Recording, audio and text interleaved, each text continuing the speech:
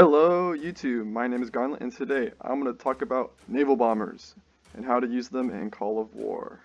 The main purpose of naval bombers are to spot enemy submarines, especially against players who love the sub spam. It's good to watch out for these sub traps, get your subs in position to counter them, and also allowing your destroyers to shoot them and then move out of the way because their destroyers are a lot faster than the submarine. So they can just shoot, move, wait to reload. Naval bomber keeps the sub spotted, doesn't even have to deal damage to the sub because the naval bomber does some damage to subs but not a lot.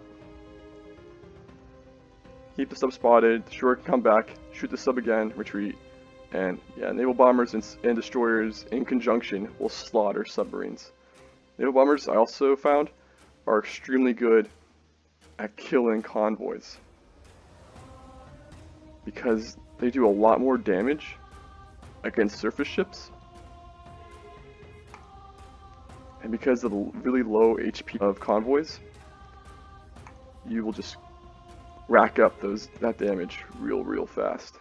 Naval bombers can be used against enemy vessels like carriers, destroyers, cruisers, and battleships.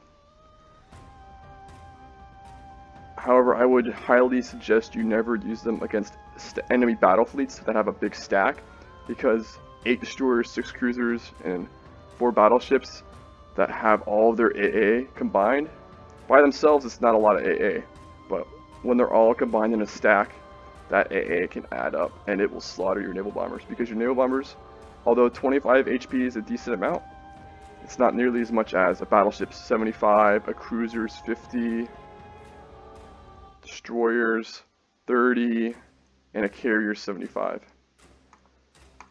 So use your naval bombers to kill convoys, spot and assist in killing submarines, and also you can use them to kill isolated battleships, isolated destroyers, and maybe to help finish off other ships.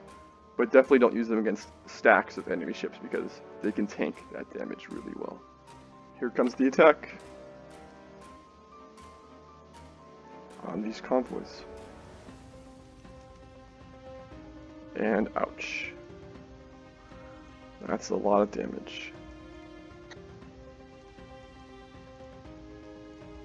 If you direct attack with a naval bomber from an aircraft carrier, like Ontario did here, when the naval bomber returns to the aircraft carrier to refuel, it becomes a convoy unit. So it will be a ship with 5 HP. That makes it extremely vulnerable to my naval bombers, as I will show you real soon.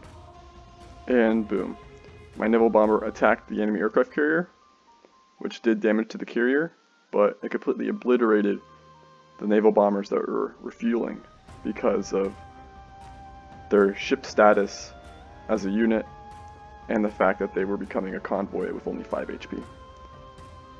So if your enemy attacks with its bombers from a carrier and you have naval bombers in range, you could wipe out their whole air group with your naval bombers if you time it right. One issue I have with naval bombers is their lack of attack range when compared to the other aircraft types. Interceptor level 3 has more range than naval bomber level 3. And tactical bomber has a lot more, and strategic bomber is just insanely good with range. This means I have to construct air bases much closer together than I normally would in order to facilitate the travel of my naval bombers. Like this air network I've built up was not possible when my naval bombers were not level 3. When they were level 1, level 2, they could not travel through this network, which really messes up the logistics. So I had to invest a lot in building up an air network and then waiting until my research could get naval bomber level 3 which has the same range as Interceptor Level 2, which is what I base my air network off of. Now, of course, I can get them to patrolling the English Channel, all the way to patrolling the West African coast. That's it for this video. Thank you for watching. Please subscribe, leave a like, and comment any advice you have. I will see you on the battlefield.